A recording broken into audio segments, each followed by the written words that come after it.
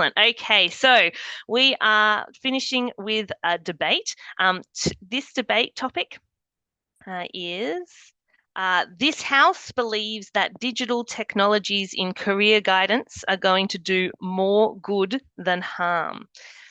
We're going to ask you your opinion in a very short amount of time, but I'd like to introduce the speakers in this debate, the team pro, so the people that are going to try to convince us that digital technology is going to do more good than harm, is Jaana Kettunen, President for the IAEVG and Professor and Vice Director at the Finnish Institute for Educational Research in Finland.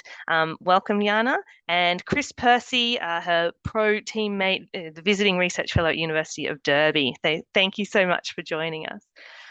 The team con, so the against team, who are trying to convince you that digital technologies in career guidance are not going to do more good than harm and potentially may do more harm than good. Frédérique Alexandre-Bailly, Director General of ONISEP France, and Anthony Mann, Senior Analyst in Career Readiness at OECD. Welcome. Thank you for being here. So these two teams are going to be talking about this particular topic. We want to ask you your opinion before they get to it, because how we're going to do this is that they are going to convince you. They'll have 10 minutes each to try to convince you of their team's side. And we are going to poll you at the start about your opinion before you've heard anything from them. And then we're going to poll you at the end, and we're going to see if anyone has changed their mind. It would be very interesting if it's absolutely nobody changes their mind. I'm not sure I've been in a debate where I've seen 0% change, but we'll see. So what I'm going to do is I'm going to open up a poll now. So we'll do the start. You should see it on your screen. Do you believe that digital technologies in career guidance are going to do more good than harm? So you are pro this statement. You think they will do more good than harm. Is yes, and no is they will do more harm than good. So we're going to keep it open for about a minute. Choose one of those options. You can't, unfortunately, there's no I'm not sure. You have to choose an option at this point. All righty. So yes, they will do more good than harm. The pro side at the moment is getting a bit more of a positive reaction, which is a little bit what we thought. The no side, though, you've got 20% of the votes at the moment. So you do have some supporters in the crowd. You're not alone. All right, I'm going to leave it open for another 10 more seconds. We'd love you to make an opinion. I know it's difficult. So if everyone can choose it, even the OECD team that's on here, if you see it in front of you and can choose, please do. All right. We'll end the poll. And the results I can share. We ended up, it went a little bit more in favor of the good. So 77% are saying more good than harm. So you need to try to beat that 77% good side. Those in terms of more harm than good, 23%. Okay, now I'm writing those down. Rules of the battle are that you have 10 minutes to speak. I will give you a 1-minute warning, and I will we need to maintain levels of politeness within this to each other. We are all colleagues, but once we start, we are debaters. So that means gloves can come off. And I'd also like to potentially remind people that maybe some of the opinions are not particularly the personal opinions of the people here. They are definitely talking about one side. So we're going to start off, and let me just check. So the first person to start us off is for the positive side. Digital technologies in career guidance are going to do more good than harm. Jaana, it is your floor, and I will give you a 1-minute warning to end. All right. Okay. Well, I'm pleased to start. So as we all know, I mean, there is a lot of positive, but there's always some challenges. I think I'll start with something that it's very obvious. So the digital technologies, they enhance the accessibility and the reach. So in the past, if we think in career guidance services, they were often limited by geographical constraints. individual in remote or underserved areas, they faced really a significant barriers to access quality guidance. And today, when we have all these technology, digital platforms, virtual counseling, and online resources, this has revolutionized the whole landscape. So I think it's quite obvious that positive sides are here. So these technologies, they break down these barriers. They make career guidance accessible for broader, whether it's through video conferencing, interactive websites, or mobile apps. It is that people now can benefit from professional advice and support regardless the location. This is really, this access is the powerful step towards ensuring equitable access for all. So really positive. It's not only the access to services, but it's access to information. So locating the information resources for specific needs, it has come much more efficient as a result of the increased powerful search engineers. As the data capacity of the internet has grown, also the access to video pages, more media-rich career information has grown. And the availability of this media-rich information has really increased the opportunity for learning about occupation, education, training, and employment options. So this access to information is really, I would say, an advance. And also, I mean, digital technologies, they introduce innovative and engaging methods for guidance. We have virtual reality, we have simulations, gamified learning platforms, interactivity, and these are new ways and really engaging. These engage individuals for younger generations. These new kind of ways, they resonate more deeply and make career exploration more exciting and immersive experience. And then also relating the accessibility is that individuals have now opportunity to more personalized guidance. We have more because we can also provide better access on the mediums that individuals by themselves select to use. So whether it is through email, whether it's through chat, whether it's for phone, for video conferencing. So individuals now can access through the medium they would like to. And of course, for when we think about personalized, the new exciting opportunities lie in AI and big data, which they bring a new layer on this. So these technologies, because they can analyze a vast amount of data.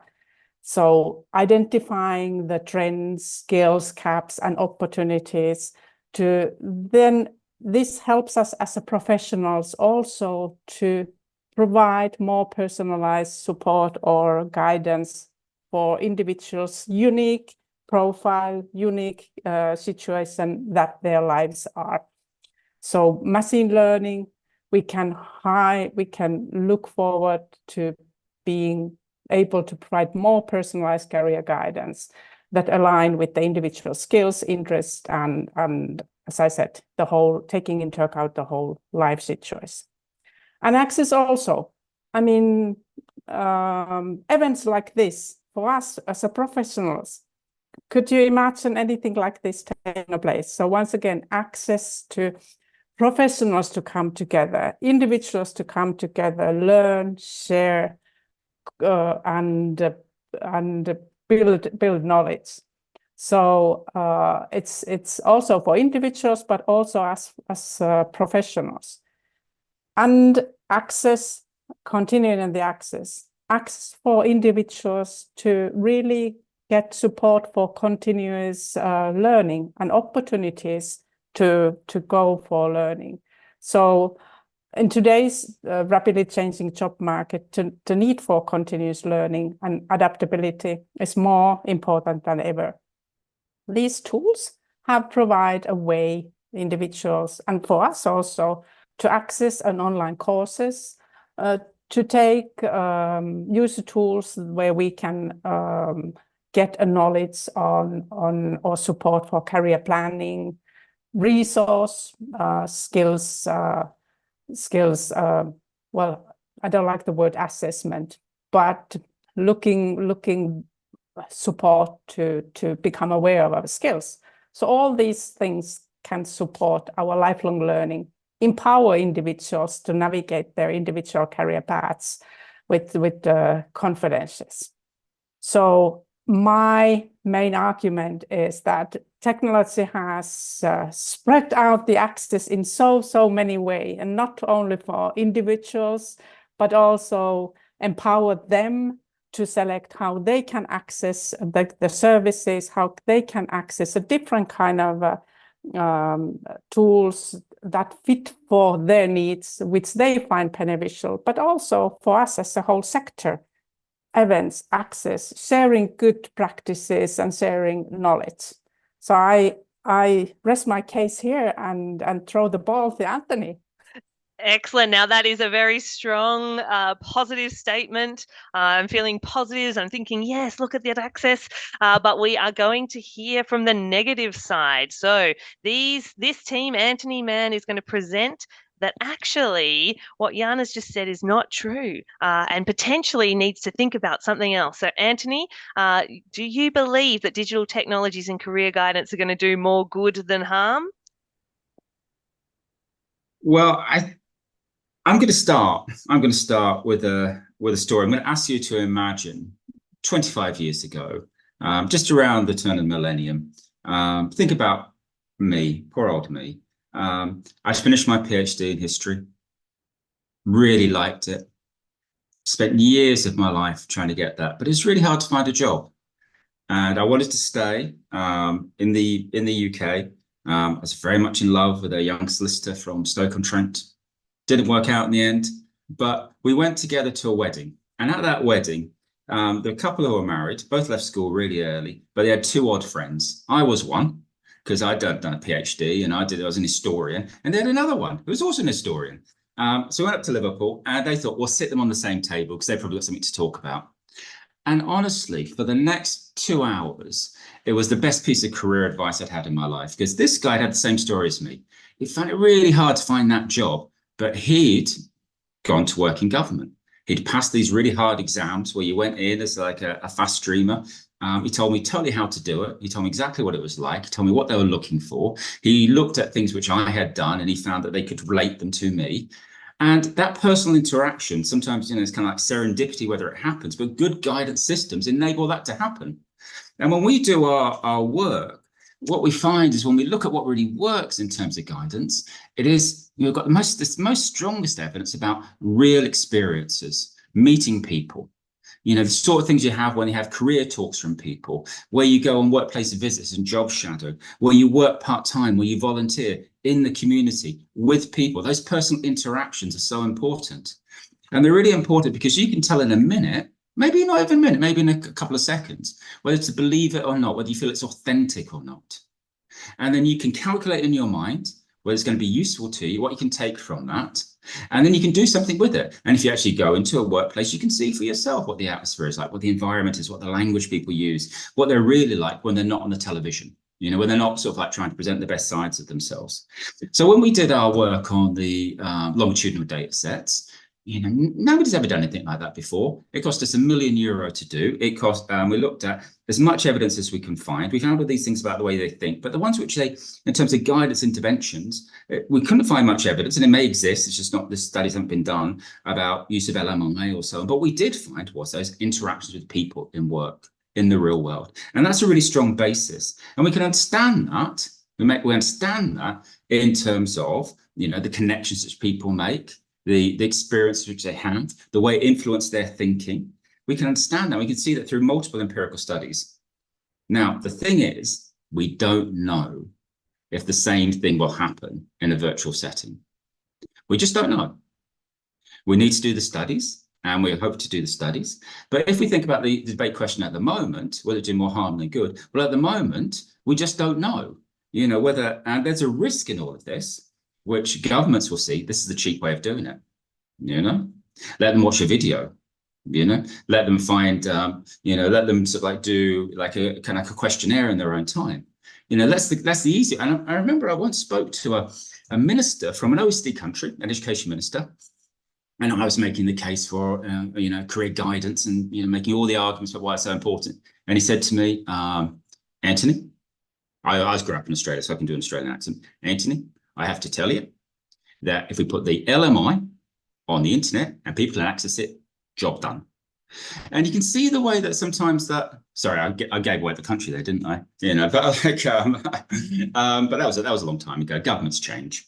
Anyway, so yeah, and a further issue is that there's a huge industries are actually in the process of marketing, these initiatives, and they market them off to schools as enclosed systems. Once they're inside, it's difficult necessarily to get out of that and to find out what works. And because it's so highly marketized, they're going to market to students what the students are already interested in. And we know from PISA, they've got very narrow career aspirations. They want to be a lawyer, a doctor, a teacher. They've got very narrow views. And again, there's a risk is that they give the students what they want, and the algorithms will give them what they want, rather necessarily than, sitting down and having some of those hard conversations, which, guidance counselors have to do. So because of those, that problem about marketization, about profit motive often driving innovation, rather than sort of like real social need, there are reasons to be concerned. And so when we think about this, we think about, well, there is a need for independent, transparent evaluation. We need to do that. And there is a need probably for some regulation that, that when we devise these resources, that they need to be, they need to meet certain common standards in terms of ethics, in terms of ensuring that public goods are achieved. And so I'm going to conclude now, but ask people to think about the opportunity cost, and the opportunity maybe for some governments to think that they're going to be able to, do this on the cheap. It does happen sometimes. And to think really about, are we going head first into untested waters and what that might mean, for our young people. Oh, the battle is on, Anthony. Thank you very much. I'm starting to feel worried that that idea of the importance of human connection, the marketization, and the unevaluated nature. Okay, well, this means we're going to hand over to Chris, who is the last speaker for the positive side. So Chris and Jaana are a team. Chris, you are going to sum up the positive side, and you have 10 minutes, according to my watch. Good luck. Thank you very much. Thank you. And I will, indeed attempt to respond to some of those concerns that Anthony has raised. But unlike maybe most debate formats, I'm going to start with kind of agreeing with everything Anthony said, except his conclusion. Basically, he's right. What did he do? Anthony painted a personal picture of compelling, powerful, personal interactions that can lead to better, more confident career decisions. It sounds like it works for him. And I agree. I've been involved in some of the research that has looked at those interactions kind of statistically and on a large scale. I endorse every word of that. Anthony rightly pointed out that we do not know whether digitally powered or AI powered activity would have the same sorts of benefits as those personal interactions. I agree, we certainly don't, not least because the evaluations haven't been done, but probably because they wouldn't have exactly the same sort of value. And then he pointed out that if we just put information online, such as data about jobs, that is not the same as helping people access the information, telling that they may not even know it's there or care to visit it, but incorporate it into their decisions, interpret it. And he is absolutely right. But that is not the question that has been put to us. The question that has been put to us is whether digital technologies will do more good than harm. And it is an either-or. It hasn't been for decades, and it certainly shouldn't be either or now. I would say probably as soon as there have been digital techniques to do surveys or digital media or just media such as CVs and videos, they have been used to make careers provision more powerful. They cannot replace these personal interactions. They may be able to empower it and make more of them happen, but they certainly can't replace it. But that is not what they're called upon to do. Just as career guidance professionals, they probably spearheaded some of this work with getting young people to do surveys, to understand the pros and cons of different jobs, how their interests and passions and skills might line up. as soon as that could be digitalized, it was. And that's great. No one needs to spend time like ticking boxes and adding up the Holland scores anymore. Wonderful. Time freed up. We can't bring a speaker on every single topic into every single classroom. There are too many jobs. Even if we say wanted to do 50 jobs, finding 50 speakers is no mean feat. But maybe you can bring in 10 speakers and have 40 videos. And this was happening in the 70s and the 80s. Maybe not as much as that, but it should have been, and it could have been. So the use of digitalized tools, recent tools and media to empower careers provision is nothing new.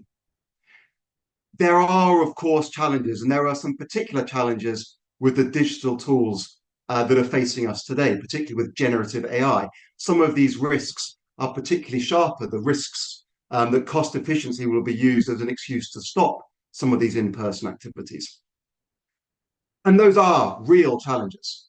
But I want to make 3 points that argue we should be willing to grasp those challenges. We should be willing to take those challenges seriously as a sector, believe we can overcome them, and set off into the future, believing in a chance of success. And there are 3 reasons why I think we need to grasp those challenges. Because it is certainly all to play for today. Regulation is already being explored. There's a whole set of startups both trying to launch careers provision out there, but also trying to vet and challenge these tools. Everything is still to play for in making more good or more harm come out of this. It is up to us collectively and the communities we are embedded in. So here are the 3 reasons why digital tools should be given a chance, and we should overcome these challenges to make them part of the future. The first one is that they are not relative to an ideal level of provision. These digital tools that are coming into our future, our possible future, they should be measured relative to current practice, not relative to an ideal. So I'll come back to that. That's the first point. The second point is that they are not relative to a sort of have them or don't have them sort of option. They are relative to the scale of the problem they are trying to solve or help to solve. The scale of that problem, helping young people and adults kind of navigate through life, find jobs that will suit them and keep moving as the world keeps changing around them. The scale of that problem is so large, I'm going to suggest we need all the help we can get. And the third thing is, it's relative to expectations. Young people always adopt technology faster and more vigorously. If you're standing in front of the classroom as a teacher today, you know you're competing, even if you ban phones from the classroom, you know what those young people are seeing when they go home on their TVs and Netflix on their screens. And if you're not competing with that, you're struggling. It's relative to what kids expect. So those are my 3 points. I'll now expand on each one in a minute or so each. And these challenges need to be viewed relative to current practice, not an ideal, relative to the scale of the problem we want to solve, and relative to young people's expectations. So let me flesh out each of those points a little bit more. So relative to current practice, not an ideal. I've spent kind of a reasonable chunk of time, let's call it 15 years, campaigning and trying to do research that supports the case for more and more interactions between employers and young people, between volunteers, one-to-one groups, work experience, career guidance, professional support, all as part of an empowered career system. We need more of that. That's good. It's wonderful. But let's not be too rose-tinted in how we view the system we currently have today. Even in countries with kind of well-established careers policies, a network of careers professionals, and at least some sort of social consensus that you should put some resource into this. I would be shocked if it's more than 5% of curriculum time in secondary education going into this. It is rare that you have more than 1 or 2 conversations with a careers professional. The first one is typically quite brief, just checking if there's a serious issue. Then you might have some time to get into some of the details. But this is not long-term career coaching, mentoring with a professional who gets to know you well. There are simply not enough careers professionals. They are simply not resourced to do this. We are not doing 2 or 3 weeks of different career or work experience with different employers every year for 5 or 6 years so that we cover a spread of sectors. Get to do 1 or 2, if that. Careers talks, it should be once every week, every week of the school year. Then by the time you left school, that is not what we've got. Given that we are relative to pretty thin, pretty poorly funded careers provision, we need all the help we can get. We should be embracing these digital tools to give us more of these experiences and more of this data, because it isn't either or. It can't be. If it is either or, we're all doomed from the start. We need to believe in the possibility that it is and, because we certainly need more than we've got today. Because the second reason reinforces this point. It's relative to the scale of the challenge. Not only are we putting a small fraction of the resource that this into it, what kind of true gold standard practice would describe it as today, but if you think about what we're trying to achieve, of course it needs that level of resource. Think about it. Think about how fast kind of jobs are changing, worlds are changing, courses are changing, the number of jobs people are expected to have. These decisions are so tricky. The amount of opportunities to consider is what, and this is wonderful. We live in these broad economies full of opportunities. I would certainly prefer that over a planned economy where my job was set out from the age of 10 and I have to do just that job. But let's not overlook the scale of the decision-making challenge that creates. 1 minute warning. 1 minute. So that's my second concern. And if you look at some of the data on this, things like the regret index, the number of people who regret or would have chosen differently knowing what they know now in terms of their subject choices at 18 or at university, these are not good numbers. These numbers need to be much lower. 5, 10, 15% you could understand. These numbers are far, far higher than that. And my final point, a brief point, is that it's relative to young people's expectations. They are already using these digital tools. They are already going to be using them. We could stop using them. We could tie our hands, close our eyes, pretend they're not there. The young people will go home, use them anyway. We've got to do it. We've got to do it for the scale of the challenge we're confronting. We've got to do it because otherwise they'll do it anyway. I rest my case. Excellent. Okay, the pros coming in there with the conclusion. I think it's powerful. I was saying that in the chat, people are presenting some different ideas, but we have the last speaker for the cons. Remember, everybody in the audience, we will be asking you your final opinion. Do you agree with the pro side or have the cons convinced you? So, Frédérique, your response. Thank you very much, Alison. And I will begin with the last point shared by Chris. Yes, we can look at the expectations and the behaviors of the young people, and we can already say that digital career guidance is doing more harm than good to the kids, just like any digital tool, especially social networks. And this is a massive issue for our society. So I think that the main issue with using digital tools for career guidance is that we all assume that we have no choice. We all assume that it's the only way to be able to scale the real issue. But I think that if we go back to what Anthony said in the beginning, we have a massive problem about knowing what we are doing. And I think that we have no evaluation of the effect, of the impact of using those tools. And I would like to develop a little bit about this. I think we don't know yet how to build them. We have no sufficient lessons about how to build a good system. We don't know how to use them, and this is the main point, and we don't know how to evaluate them. So I would say that we are in the full myth of the golem, if you see what I mean, which is that we are working on a topic that could be the destruction of the people who thought it would be a progress. Why am I seeing this? Well, why am I saying this? Because I think that we all know that we are in the beginning of a process. Hopefully we have this wonderful day to share our perspectives, and we have the Odyssey tool to compare and to share. But for the moment, we are issuing solutions that could do more harm than good to the kids. And like physicians, we shouldn't do more harm than good to the kids. And why do I say this? Because I think that there are many risks.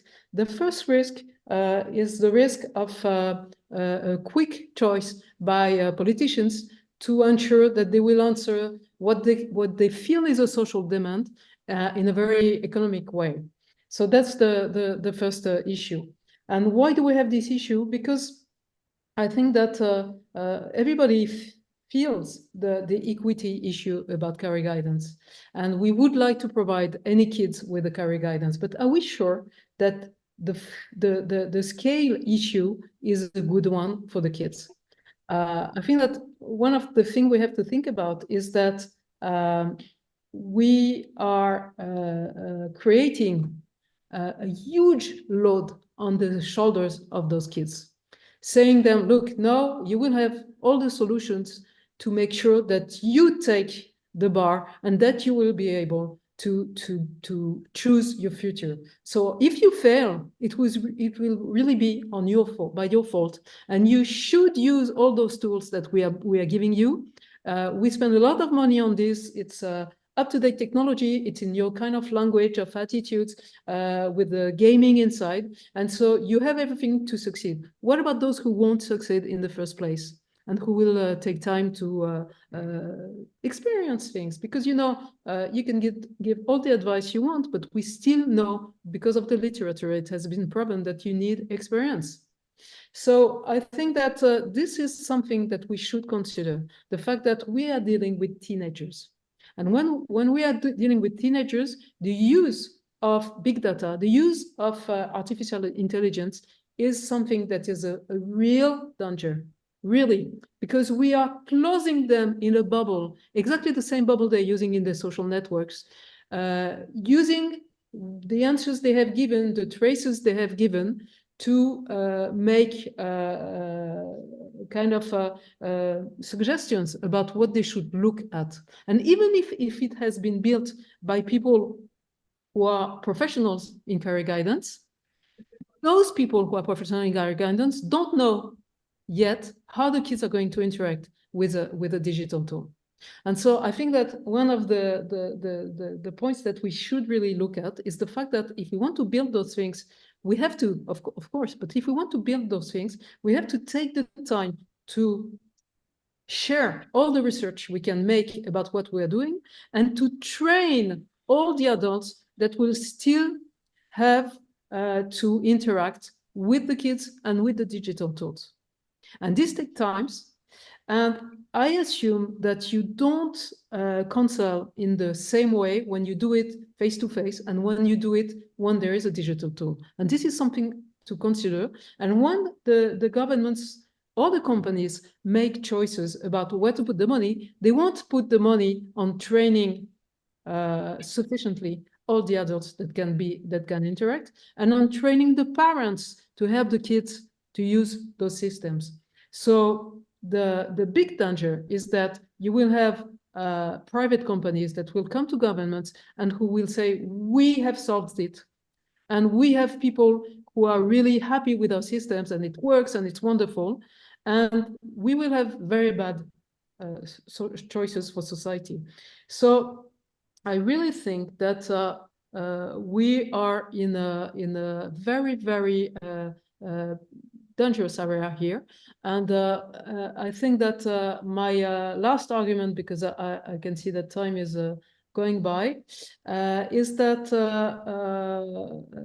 we are not only adding biases to biases without knowing them, we are also making a huge cost on the planet with multiplying all those portfolios and all the data that are going everywhere. So of course we have a problem of privacy and we know how to deal with this. Supposedly we know how to deal with this because We also know that you can keep the data of a whole population if you are good enough to do this. And this is very dangerous for the future of one country, if we have a country trying to work with this.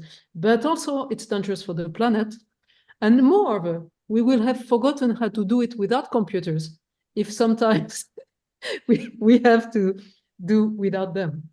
So I think that it's a very, very bad idea to rely only on digital tools. And I think that we should think about the general assumptions that we have behind those tools. And the main assumption behind this tool is that the best solution for everyone is to be his or her own master. We are in the agency theory saying again that every citizen should be able to manage their own career.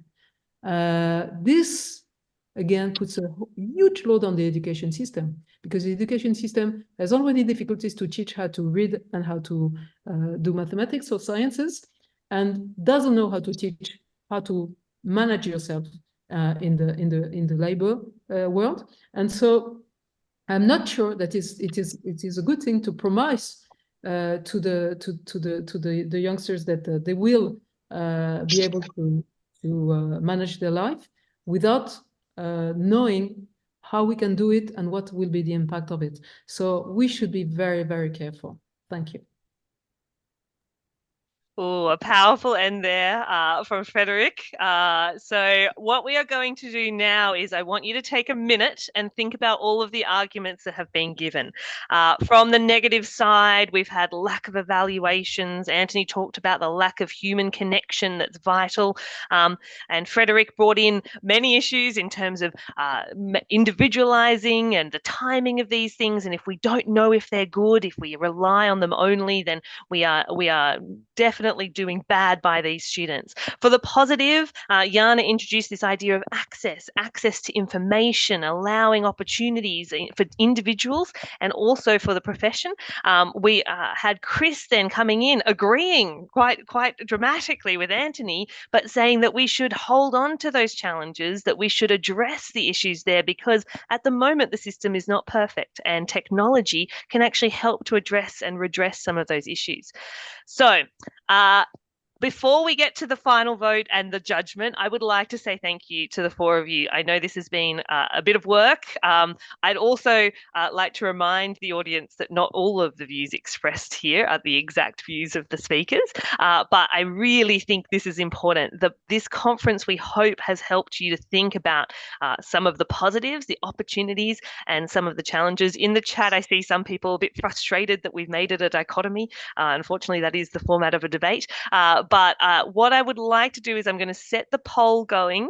And in this poll, if you can, I want you to just put yourself in a silo that was just these four speakers.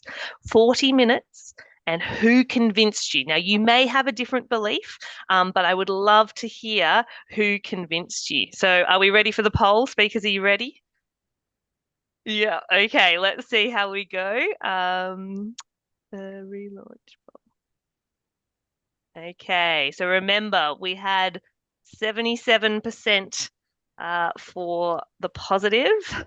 So how has this debate impacted your beliefs?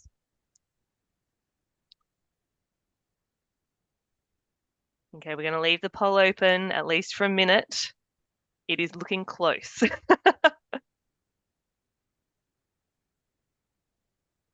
All right. I know I'm forcing you to make a decision here.